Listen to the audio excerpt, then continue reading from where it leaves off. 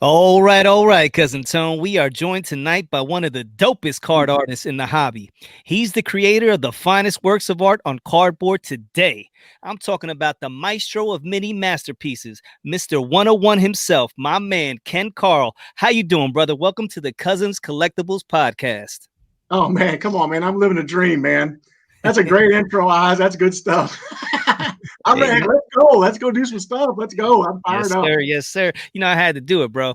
And we met at the National, and we're gonna get into that story a little bit later on, which are, most of our listeners, they already know how we met, and the famous card that you got from me, and how I got to meet one of my heroes and get it signed. So it's a pleasure having you on. We definitely, since that time, we were always talking, Tone, this guy, we got to get him on. We got to get him on. You're just full of energy. You're tall as hell. I didn't realize that, so when I went to your booth and I saw you, I was like, damn, is this the dude? And Yeah. I'm thinking some other like little short guy's going to come out and it's you. I was like, oh, wow, he's tall and can draw. Shoot. So, Ken, for the members of our audience who are Mhm. not familiar with you, why don't you go ahead and give us your background? And if you could, like, give the story of the first time that you remember that you realized you actually had a gift and could draw. Mm. Um, okay, that's tough. But so I I worked at a company for 25 years, basically doing T-shirt art. Mhm. Um, as my kids grew up, I coached them all the way through sports. I did that, and then about 4 years ago, I started doing card art basically full time.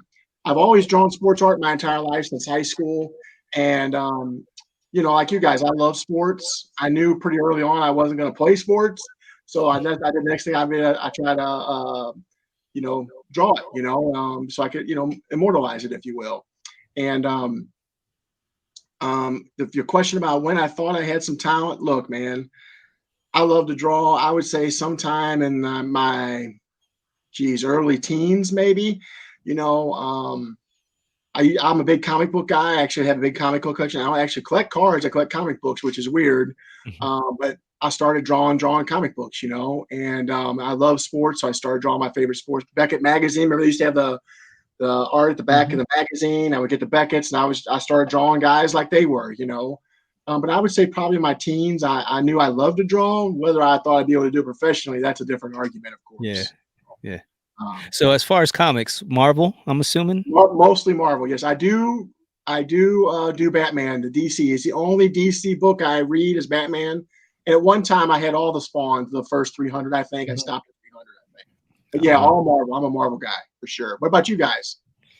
Well, for me, I mean, not necessarily comics. I know my boy who does draw. He lives out in San Diego. He used to collect comics all the time, and I would look at him like he's crazy. You know what I mean? We're in the hood, Mhm. and he's collecting comics. I'm like, dude, what are you doing?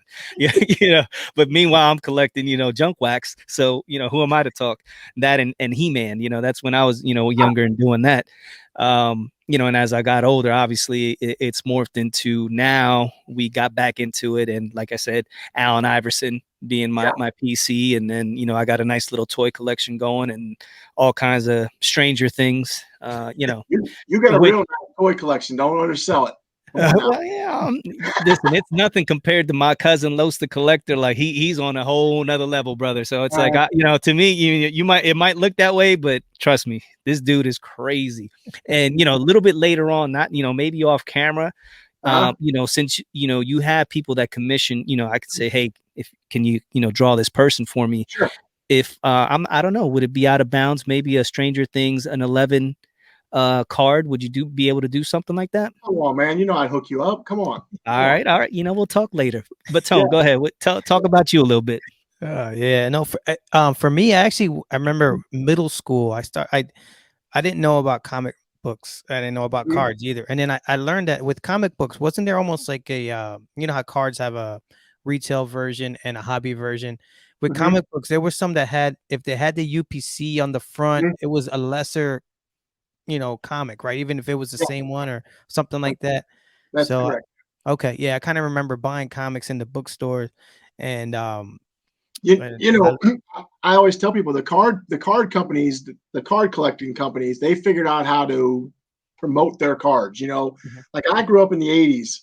I don't know when you guys grew up, but I grew up in the '80s. So what they call it, the bad era. You know, because there was always The everybody was, what is it? junk wax era. That's the era I Yeah. grew up in. I went to the local. Now back then, I collected cards, so I went to the local card shop every Saturday. They had a bid board, and I'd get there by 2, try to bid on the cards I wanted. So I was a big collector at that time. But then it kind of died out in the '90s, or slowed down. But then all the variants, all the different stuff they do in cards, they've got it figured out. The comic book people have not figured out. They don't know how to do a one of one. They don't know. They haven't figured out. They got variants, but the problem with the variants are you have to pay more for them, but they may not be worth as much as the cheap variants. You just never know. They just do not have a handle. I always tell people they should look at the card companies because they have mastered the different tiers of pricing in their hobby, and the comics can't figure it out. They can't figure it out. That's interesting because I mean, as big as like Comic Con, I mean, they definitely draw people, but Yeah, that's interesting to, you know. I was like, okay, but yeah. so you kind of touched on it. 25 years, you leave your job. Talk about how difficult or easy making that decision was. Well, it was not an easy decision, obviously. Um, but I will say this: look, you guys, I can tell you keep focused, keep positive is one of your sayings, and people that know me know I'm a bit of a preacher myself, so I really vibe with what you guys are selling, if you will. So what I'm getting ready to say, I'm telling you that because what I'm getting ready to say is going to be a little long winded, but it'll have a point at the end of it. Okay. You know, you go through life and I've always wanted to draw sports art, but when I was a kid, when I was in the 20s, the internet didn't even exist. That's crazy to sound, but it's true. So I would send out art to different companies and never get anything back.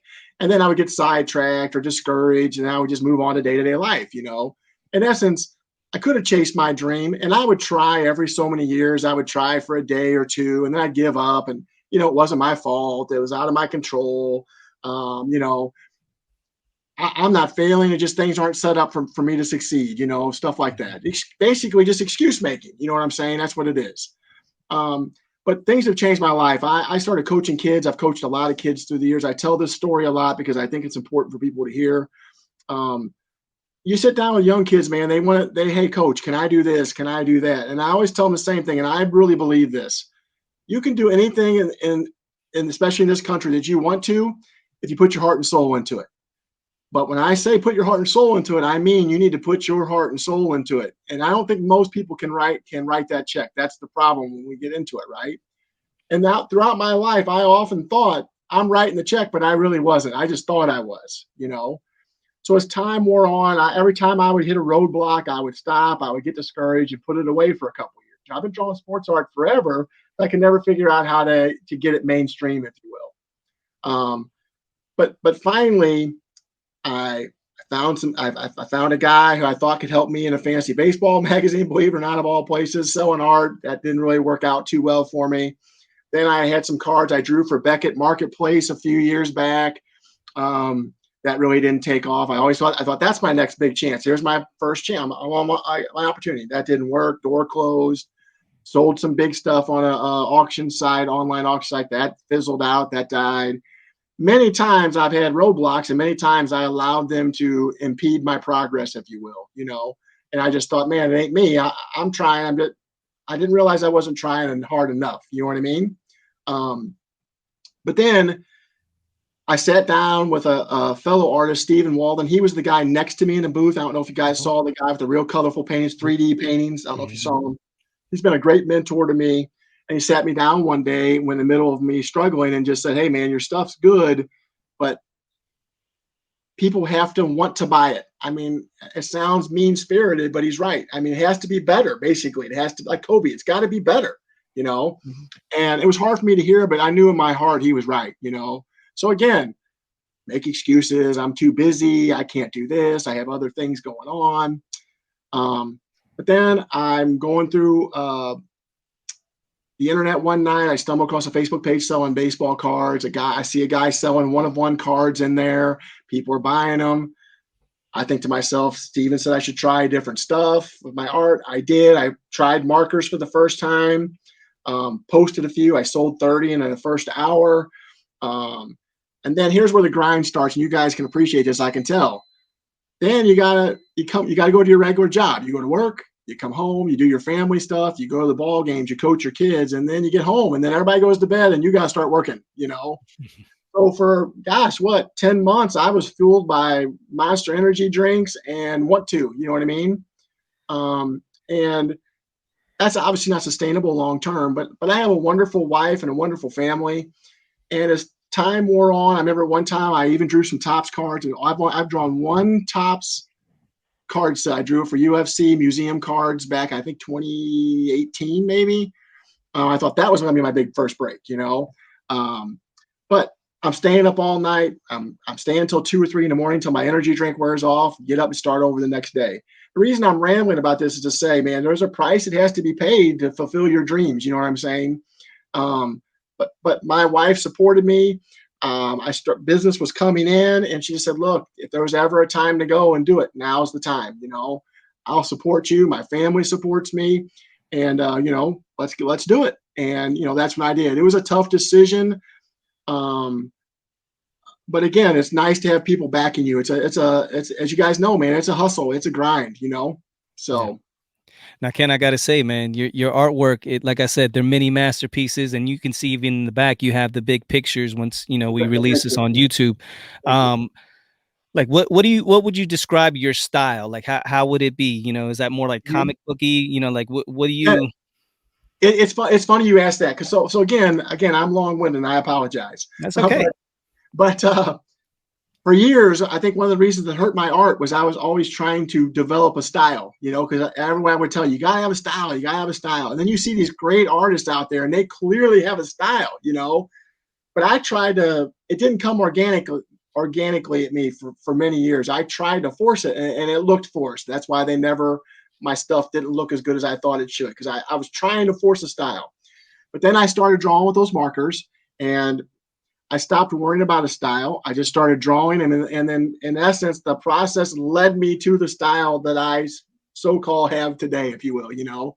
And if you look at it, it is kind of comic booky, because I don't know why I do it, but I just do. I outline them in black ink, and then I, you know, kind of color them in. And so it does have a comic book feel to them for sure. And probably because I am influenced by comic books, you know, because I like them so much. So yeah, I would say that's probably where it came from. Yeah.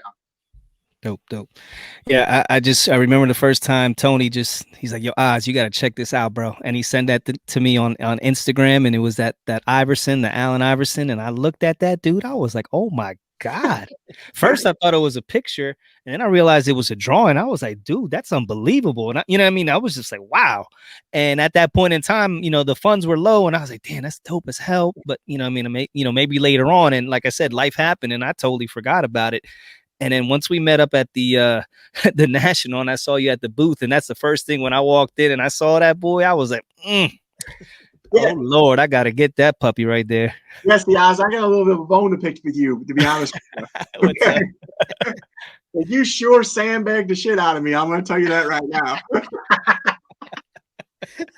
That's funny. I watched your post-national podcast, and then I had never realized you knew that I had existed before, or you'd seen that card before, right?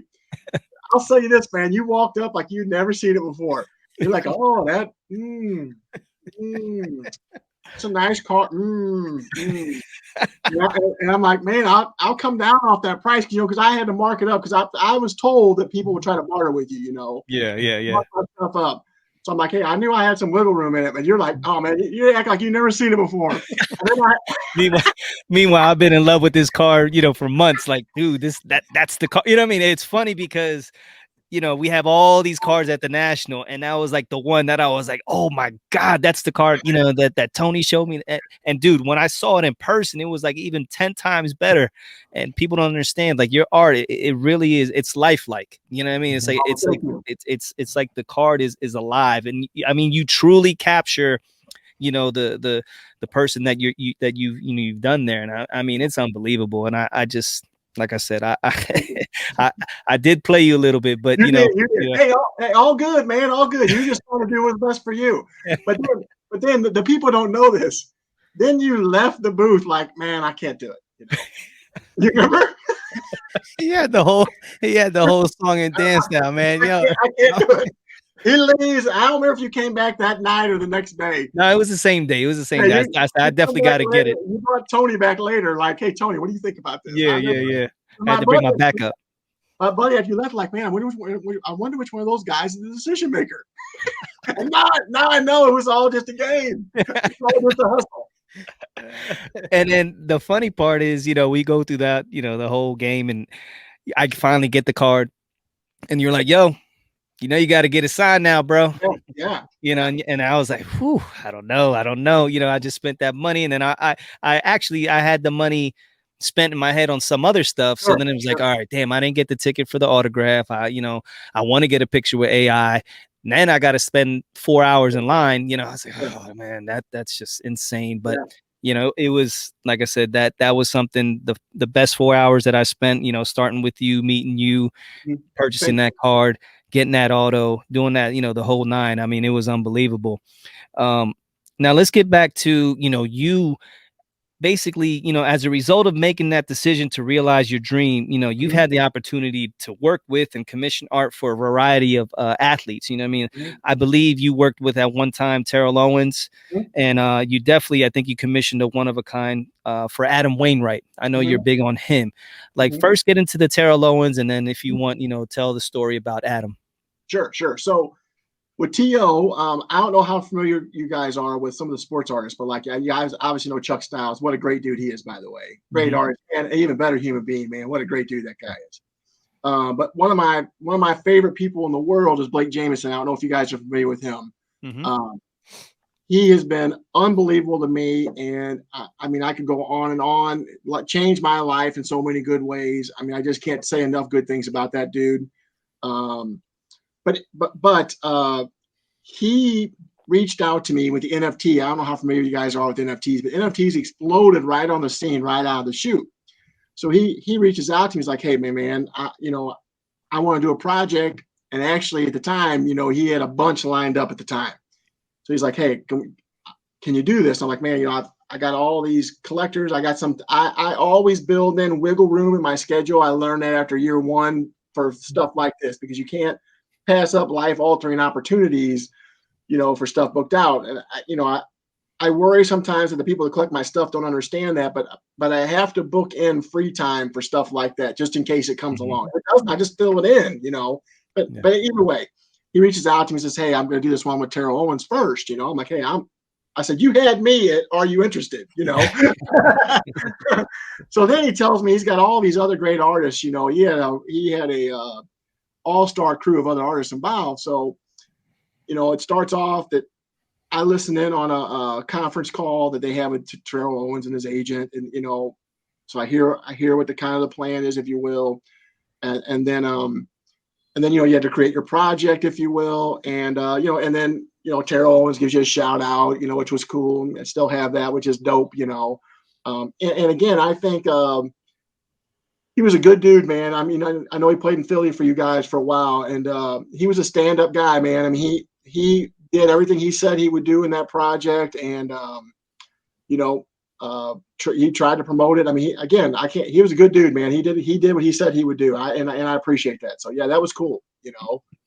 And then Adam Wainwright, man. I mean, I'm a St. Louis guy, so I'm a bit of a homer, but I'm gonna tell you this: I'm big on good people.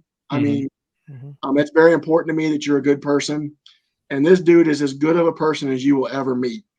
I mean, I've met some professional athletes, not like I'm a hobnob with him or nothing like that, but you know, from different things, I've been around a few, and obviously they're guarded, and for obvious reasons. I have no grudge towards that. I get it, you know, I get it.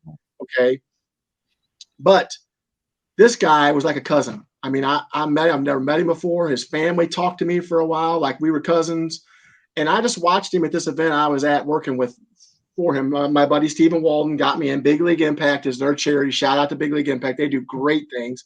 In fact, as a side note, I think Wayno won the Clemente Award a couple of years ago for his charity endeavors, if I recall. But anyway, I'm at this event, one of the first event like this of its kind for me. And I'm just watching. There's several other athletes there going about their business and doing their fantasy football draft, doing their thing. But I'm just watching him, and everybody there is trying to get a piece of him, right? And now they paid money or whatever to support his cause or whatever.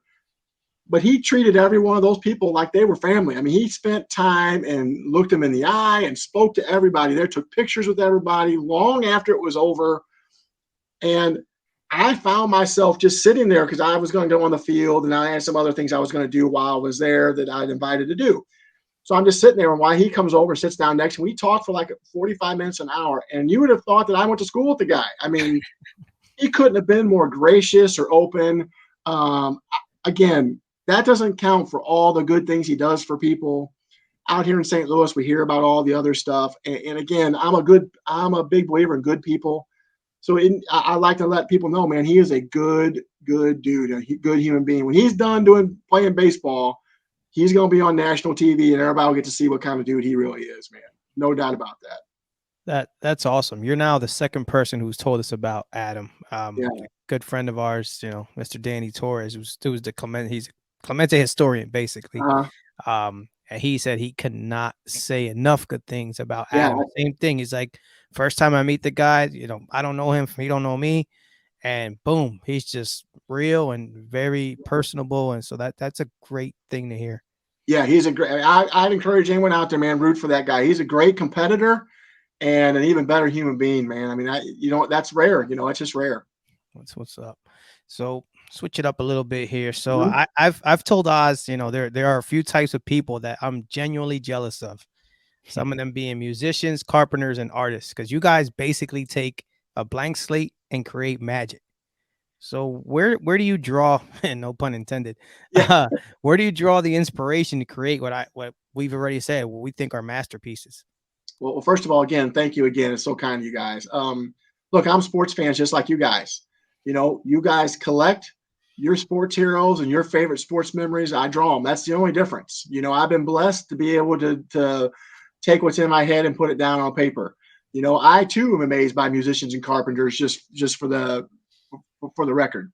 But anyway, man, look, I love sports, so I feel I know what makes athletes tick. And I'm blessed to get to live my childhood dream. I can remember going to school when I was 15 years old thinking, man, this is what I want to do. I had no way of knowing how to get there, but here I am, And collectors like you guys have a limited amount of budget. No matter how much you have a limited amount or space, whatever it is. And I'm honored that somebody would reach out to me and want to put one of my pieces in their collection, right?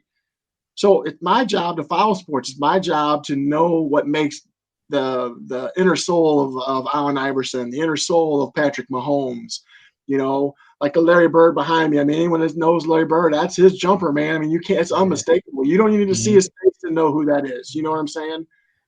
I could have picked him dribbling, right? But that's Larry Bird. Everybody knows that's Larry Bird's soul right there.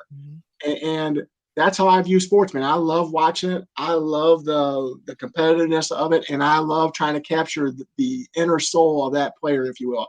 I know that sounds artsy. I don't mean it to, but that's how the question was asked, as you know. So.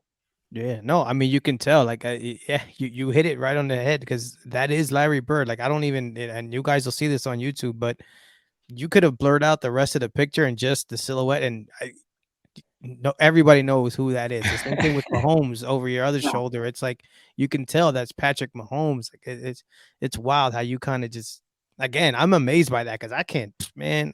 Only thing I can draw is a bath. So it's like, dude, when I see somebody just take nothing and make just art, it's kudos to you. Everybody has their skills, man. Everybody's got them. So now that we've gotten into what inspires you, Ken, I want to ask you about a post that actually you put in, I think it was October of 2021. And in the post, you stated that, you're out here grinding, but, you were constantly wrestling with self-doubt and asking yourself if your work was good enough. We're almost a year removed from that post. How do you feel today? Basically, are you still feeling the same way? Have come to terms with things? Like, how's your mindset now? Well, a couple of things. Yes, I mean, Look, I always have self-doubt, I think that's what drives us to be better, though. At least that's what I hope, right? I mean, like Kobe says, wake up every day, be better father, be a better artist, be a better painter, be a better musician. That's what I try to do. I try to be better every day, because I have not got where I want to be. My art. Every time I look at one, I think I could have done that better. And each card I draw, each big size I draw, I try to be better each time. Um, and that post, I think some people, like I had a lot of close friends and family members after I posted that reach out to me. Hey man, are you okay? Are you gonna be all right? First of all, I'm flattered that many people care about my well-being and want to see me succeed, right? I mean, really, what else could you want? That many people worried about whether you're gonna make it. You know what I mean? Mhm. But really, what that post was about that day for me was all the hustlers out there like me, trying and working, and who have been defeated, who have who've had several doors open and think this is the day I'm going to make it, and then it only gets closed on them, and kind of breaks your spirit and defeat you. That post was like, hey man, I'm out here with you, man. I'm grinding. I'm feeling you. We're all blessed to be chasing our dreams. We're all blessed that we have the freedoms to do that, right? But they don't come cheaply, man. Like I said earlier, they come with a price. And many times when you're by yourself, I'm down here in the basement drawing by myself in my little studio, and I'm down here a lot by myself, man. And it's hard not to be defeated. It's hard not to say, man, am I going to make it? I don't know. Is my stuff really good enough? And I just want people to know, man, there's other people like me I know that are out there feeling the same thing. And I want them to know I'm in it with you, man. I feel you. And we're in this together. Keep grinding, keep hustling, and basically keep being better. And you're gonna reach your dreams. You just have to fight the grind and the hustle. You just have to. You have to keep moving forward. Well, I'm gonna tell you what, Ken, what you're doing is special. You know what I mean? And like I said, there's not many people that can do what you do. So regardless of the hustle and the grind, just know that there's people out here that are gonna support you, that are gonna buy your stuff. Keep doing what you're doing. You've come up with the niche of the one of one. So when somebody purchases it, whether it's me when I'm looking at my Allen Iverson and I'm looking at that, Ken Karl signed 101, and just marveling at it and knowing that, damn, nobody else has this. This is special for me. And I know at one point when you first started, you talked about how you would do the 101, but then I think you would do prints Yeah. that were similar to that, and that some of the customers would be like, yo, I thought this was 101. I'm going on eBay and I'm seeing prints of this particular thing. And I think you changed that up, correct? Yeah, correct. I did. Yes, one of the very first cards I drew. So to keep look the hard. Look, my cards are pricey, as you guys know. You know the prices of them. Mhm. But it's just the time spent creating them. I'm not. I'm definitely. I'm in my basement. I'm not getting rich off of them. Trust me. Yeah. I wish I was. But in order to keep costs low, my original thought was I'll draw them, sell the original cheap, and then sell prints of it on eBay at a low price, and then I can make the back end on prints. But then I had a person reach out to me saying, "Hey, man, I'm right out of the chute. One of the very first ones I did." And I'm like, "Hey, I thought that." I mean, he wasn't complaining. He was just a little disappointed. Yeah. And I just thought, man, I didn't think it through. I'm new, and ignorance is not an excuse.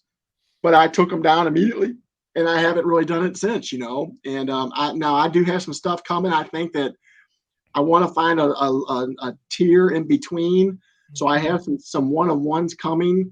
So we'll see how those go. But yes, I mean, again, I said this earlier, and I do not. You guys have met me. I don't. This isn't fluff. This is just who I am and how I feel.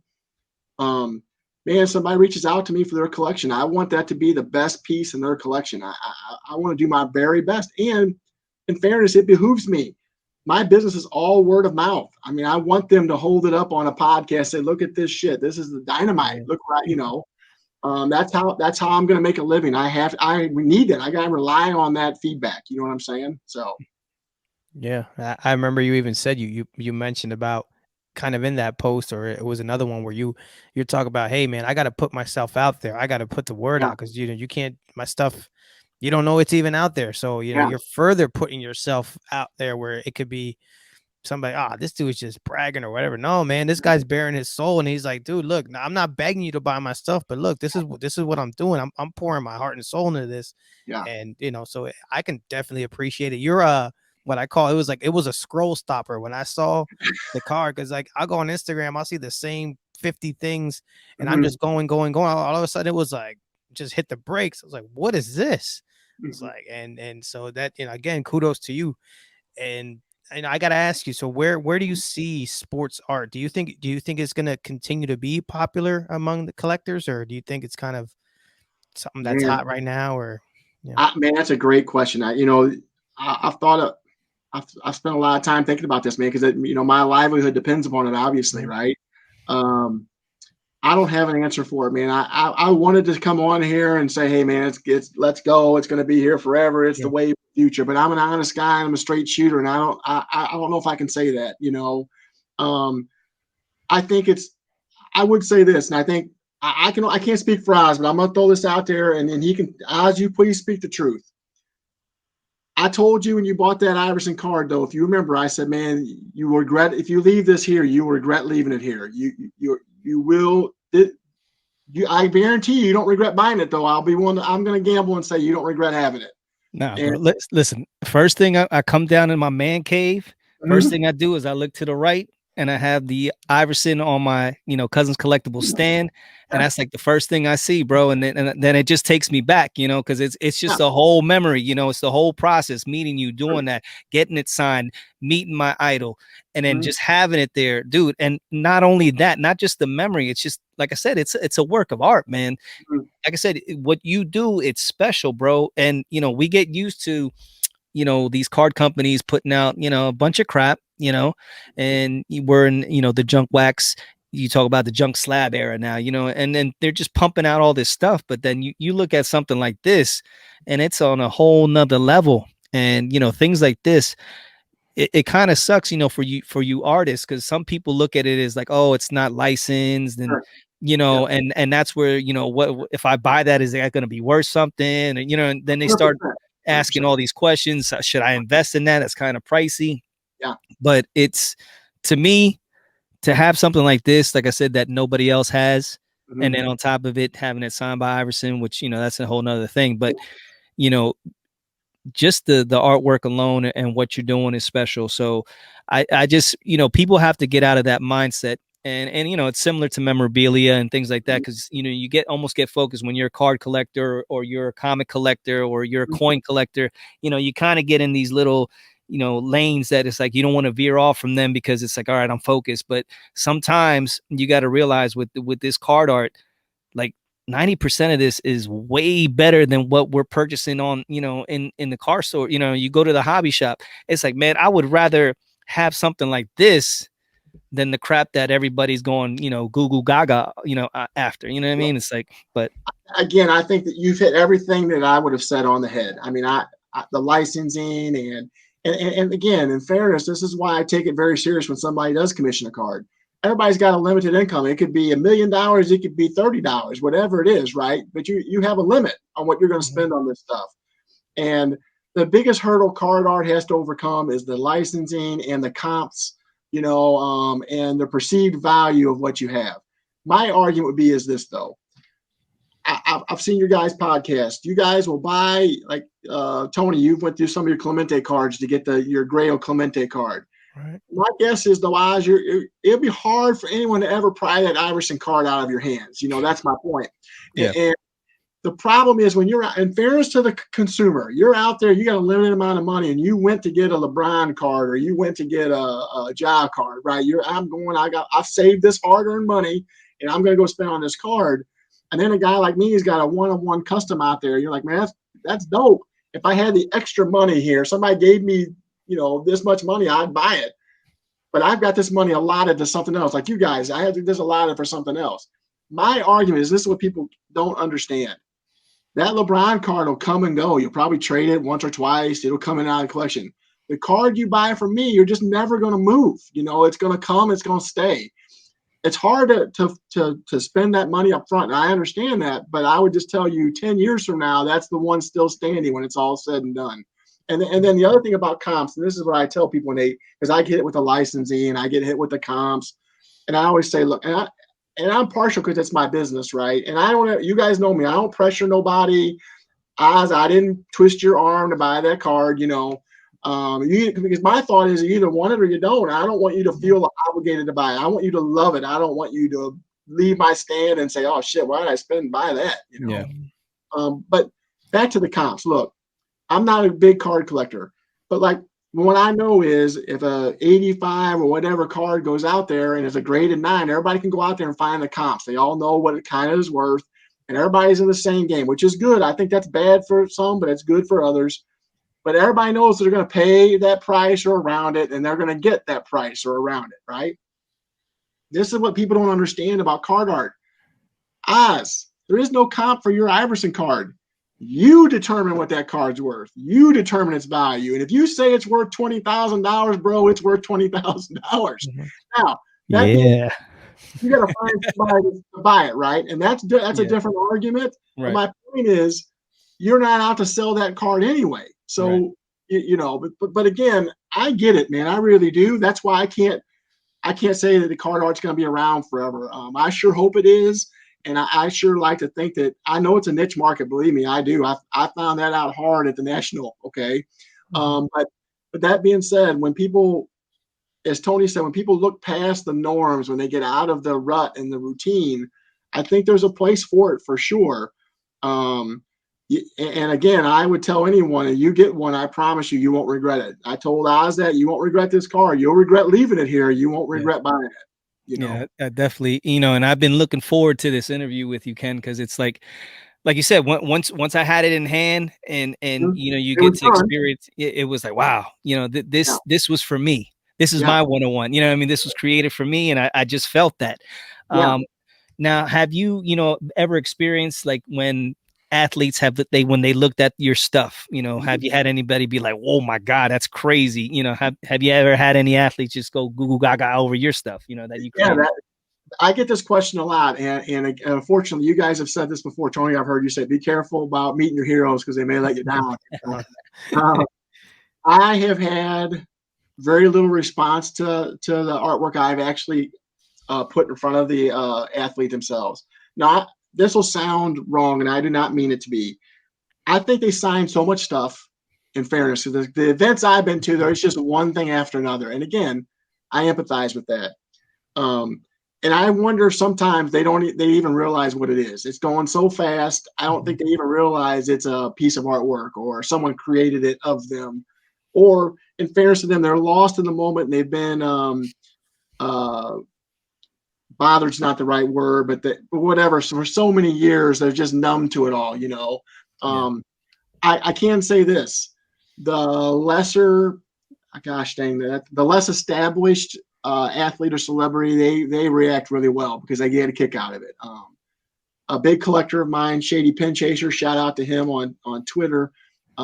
He had one of my cards, and he showed it to Crook, the rapper, and it ended up in the guy's video. The rapper put it in his video. Yeah. Oh, wow. That was dope, and he saw, and his agent was like, whoa, he was fired up, but most of the established artists, they sign and move on. I don't even know if they realize it. And again, I'm not offended by that anymore. It's just not what you would hope, Yeah. And like I said, I know when Alan's seen it because he was doing that exact same things. It's the same picture, him and Kobe, or his rookie card. And then once I put it in front of him, and I could tell you, he stopped. You know what I mean? It was just one of those like, whoa, like what's this? And I seen one of those looks like, oh, okay. Looked at his boy, showed it. And then he, asked me what I wanted to do with it. So I could tell that, he definitely that hit him. Cause like I said, when you look at it, it's the eyes, man. The eyes that you drew, you could just see it. And that's Alan, his soul. You captured his soul. Right. Thank you. Yes. Right. Yes. Right. For sure. Hey, two things I want to say before I get to my next question. And it was just kind of piggybacking off when you were talking about comps and stuff like that.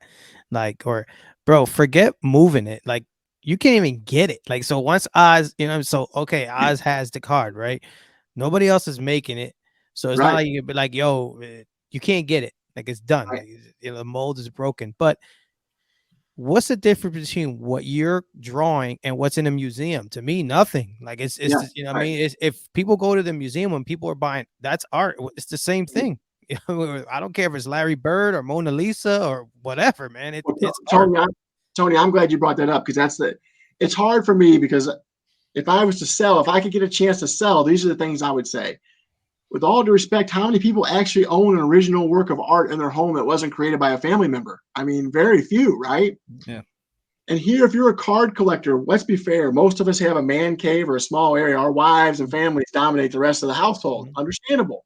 We have a small amount of space.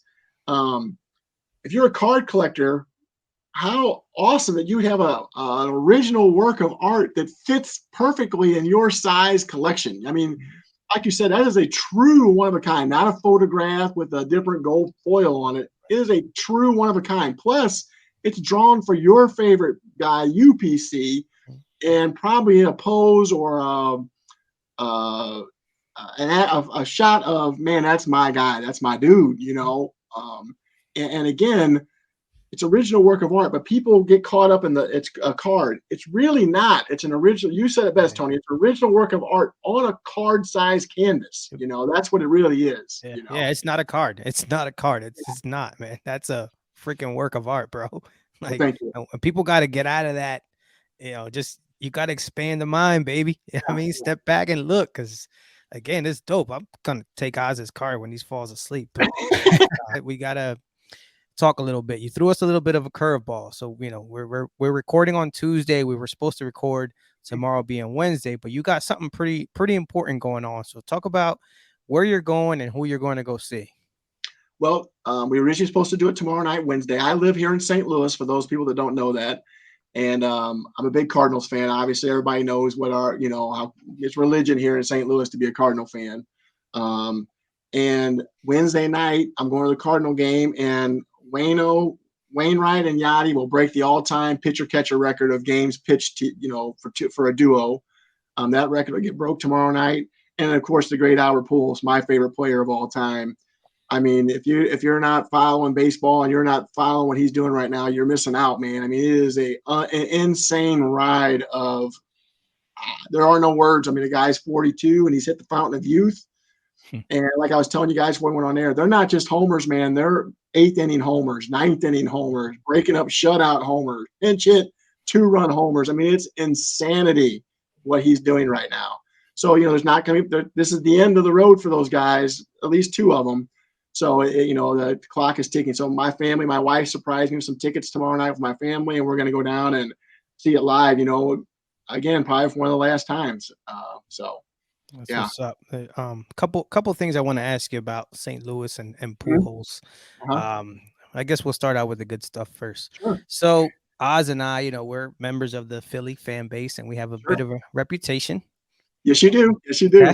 Bit of a reputation. So do you guys, but of the total opposite extreme. And everywhere I look and everywhere you hear, and you hear that the St. Louis Cardinal fans are the friendliest fans of everywhere. It doesn't matter. So, talk about that. Is that true, or is that just all a bunch of crap like it is about us? Well, as my friend once said many years ago, reputations are earned. Okay. Don't forget, us Cardinal fans still remember people throwing batteries at JD Drew out in center field. Hey, it wasn't me. I don't know what you're talking about. Yeah, baby. Just like Shaggy said. Wasn't me. But anyway, look, man, I ain't going to get into the best fans and all that stuff. Yeah. Everybody's got their own fandom, and everybody's got their own thing they wear with pride. You guys, everybody knows Philly's a tough town to play sports in, but you guys wear that with pride, and that's handed down from generation to generation, I'm assuming. Okay? Like here, we're a Midwest city, so it's the old Midwest values. And here, you clap, you try to be, and then like anything else, you get a reputation of, hey, they support Ken Griffey's 500th homer. Well, now you got to support everybody's big moment. Like right. It's kind of like you guys. You guys, we got to boo a guy because that's what we do. That's who we are. And that's what we do. So I think everything like that kind of gets overblown. But again, I've never been to a game in Philadelphia, so I can't say how the crowd would be different there. Right. I just know that the people in St. Louis love Cardinal baseball, like you guys love Philly sports.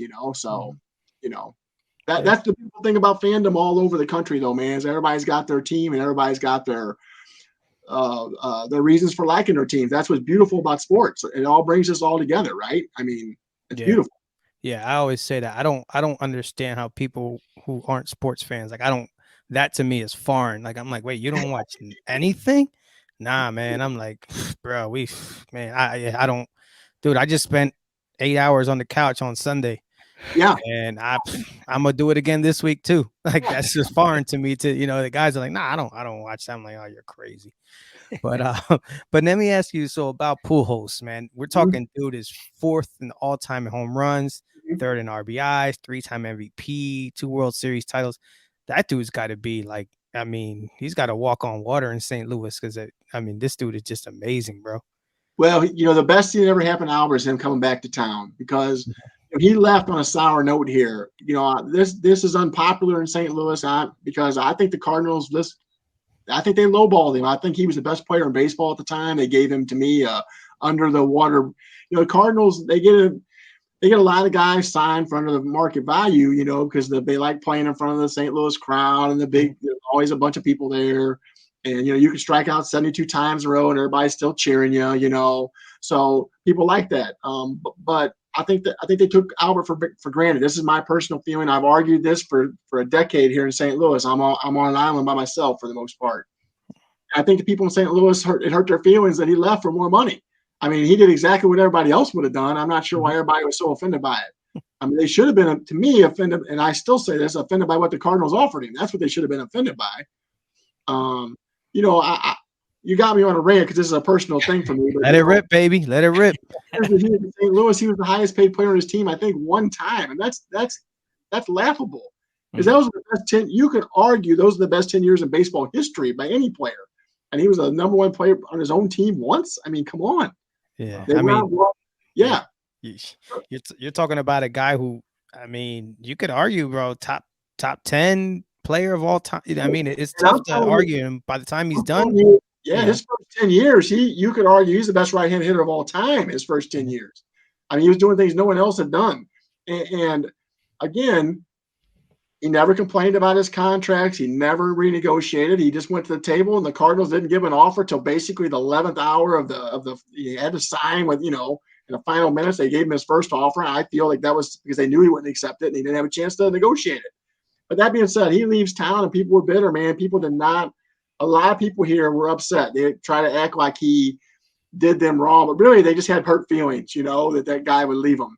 The best thing that ever happened is he came back this year, and man, you should see him in the dugout, man. He's always smiling. He's always happy.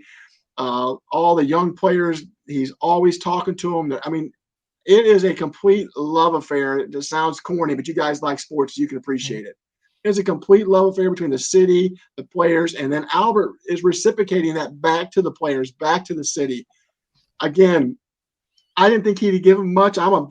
He's my guy. I didn't think he'd help him that much this year. I kind of hoped he would because of his, like we said earlier, his competitive nature. Being on a winning team would pull something out of him.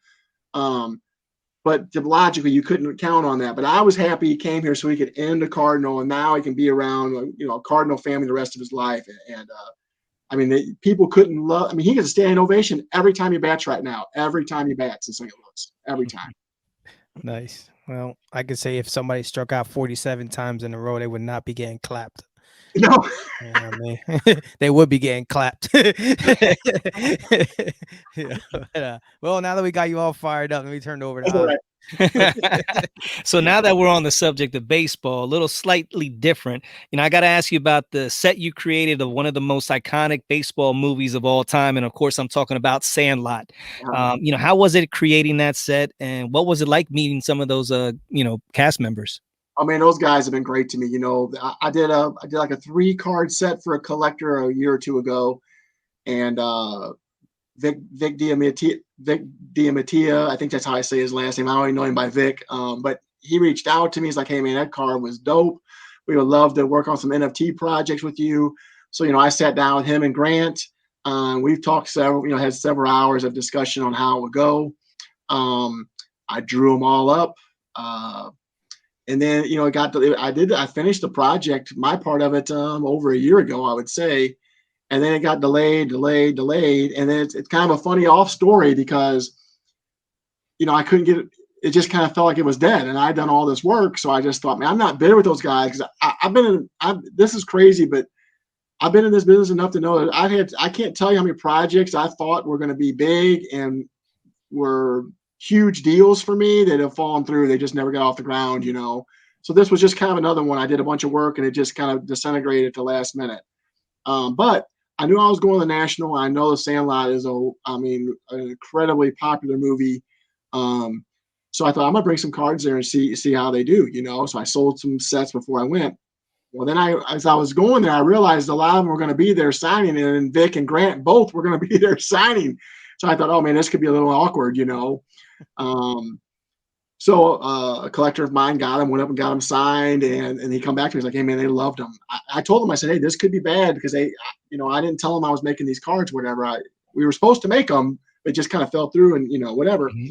So I'm rambling, but they got him signed. Well, then they came to my booth after they were done signing. Like, hey man, these are dope. They're sick.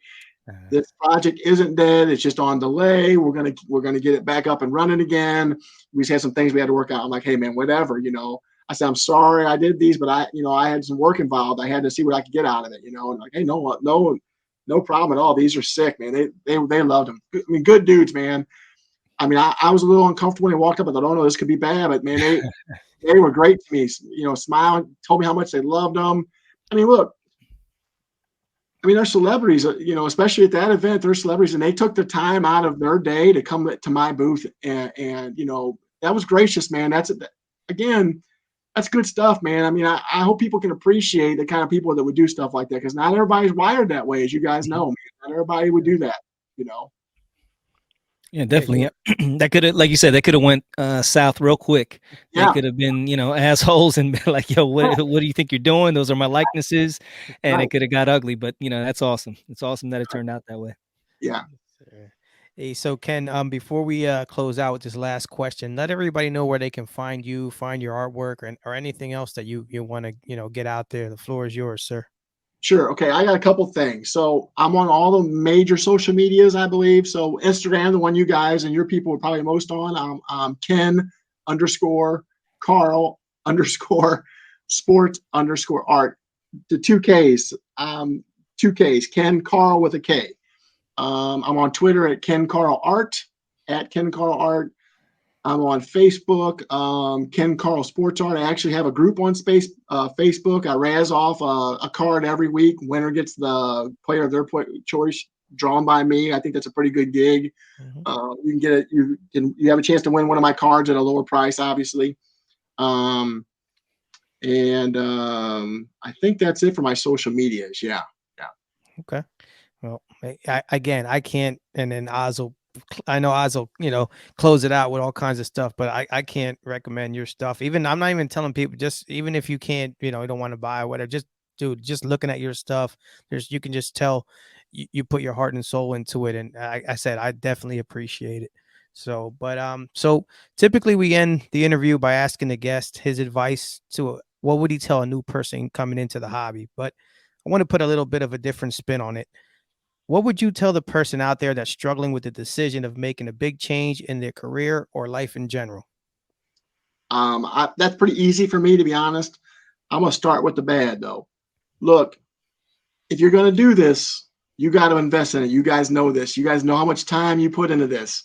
You know how much blood, sweat, and tears you've got involved in this. People only see the show part of this. They don't see all the work you've put in behind the scenes, okay? If you're going to jump into this pool, you better be prepared to swim. That's what I would tell you. It is a 24-hour-a-day job. Anybody thinks they're going to come in and start their own business or chase their dream and do it 6 hours a day and have fun, no, you ain't going to make it, bro. You ain't going to make it. You better be passionate about it. You better love it. And you better be willing to put your time and everything in behind this, okay? Here's the good thing, though, man. We are blessed with the opportunity to be able to do something like this.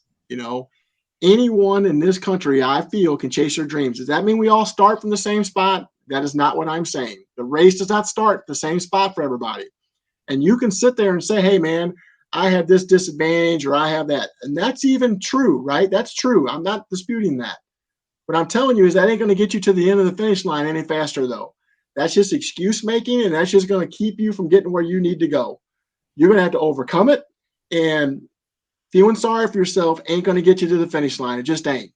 But if you're positive, like you guys, man, stay focused, stay positive. I don't use that language, but that's exactly what I believe and say all the time. Stay focused and keep your eye on the prize. I talk about this with my oldest daughter all the time. She's making some life changes, and we talk about this stuff all the time. Look, I'm sure you guys appreciate this when I say it. When I'm positive and I have a positive feeling about life and a positivity about what I'm doing, man, success follows. I'll get a sale. Somebody will reach out to me, open a new opportunity to me. The days I'm negative, the days I want to feel sorry for myself, the days I'm defeated, they tend to snowball into 2 and 3 of them because I'm not getting anything accomplished. I'm not being focused. I'm not being positive. I'm lagging behind and I'm not moving forward. I'm kind of moving backwards, you know. The Kobe Bryant Nike video changed my life for the good. Be better, man. It's an easy concept. Just be better every day, man. Try to be better every day. You can do anything in this country you want. You just got to go get it. And there's going to be obstacles. There's going to be doors closed in your face, but you just got to keep trying. You just got to keep moving forward. You know what I'm saying? And that's what I believe. And that's the advice I give to anybody. And people have asked me, you're going to have to work, man. Get prepared to get your hands dirty. Get prepared to be defeated. Be prepared to be broken. Like that text I put. I'm out here hustling too. We're all hustling. Gary Vee hustled before he got where he got. He didn't just show up, Gary Vee. He worked to get there. You're just seeing the end game, the end result. You didn't see the struggle. We're all hustling, man. But it can be done. And I'm blessed to get to chase my dream. And I can't be thankful enough for my family for allowing me to go after it. You know, that's the advice I would give. Amen. Well, that's all you can say to that, man. And, you know, like you said, it's a hustle, it's a grind. And, you know, and the devil's in the details, Ken. I mean, something like this, like I'm going to read it. You sent me a, you know, a postcard because when, you know, I got the card, it already had the sticker on it. So we had to slice that sticker so that I was able to open up the One Touch to get the autograph by Iverson. And then I asked you, hey, you know, do you have another one of those Ken Karl stickers, you know, to go ahead and seal the, you know, the One Touch? And you're like, oh, I don't have any on me, but, you know, just remind me and I'll send one out to you. And, you know, I remember thinking to myself, yeah, that'll never happen, you know. And then I hit you up and, you know, you sent it to me. And then you also put a little postcard. Hey, thanks for purchasing the Iverson card. Please let me know if I can ever draw anything else for you again. You know, Ken Karl, you know, and, you know, I'm putting it up here, you know, on YouTube if you see it, you know, but it's the little things, man. And like I said, what you do is special. You know, there's not a lot of people out there that can do what you do, and we truly appreciate it. And I'm about, you know, my boy, Dan, the great curator. He's always talking about pump what you love, pump what you like, you know, and Ken Karl, my man, you know, I'm going to be pumping this as long as I live and letting them know, listen, you want to get some dope shit. My man, Ken Karl is the man for real, for real. And I hope to God, bro, you keep doing what you're doing. Cause like I said, your artwork is special. It's not like anything else out there.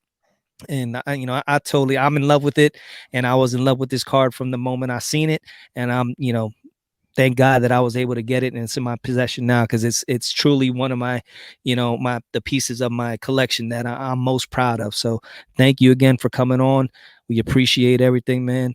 Did you have anything else you wanted to say? You good to go? I only want to close with this, man. I appreciate you guys having me on, man. And again, like I said earlier, I appreciate the hustle you guys are going through. It was an honor meeting you guys at the show. Like I said, Oz, you ran the sandbag, you ran an end around on me, but I can appreciate it, man. It's all good. It's all good. But again, thanks for having me on, and thanks for such kind words about my artwork, man. I appreciate it. Seriously. Thank you. All right, brother. Thank you so much. And we're going to end this like we always do, and that's keep focused, keep positive, and keep collecting. Hey, yo, Tone, bring the beat back.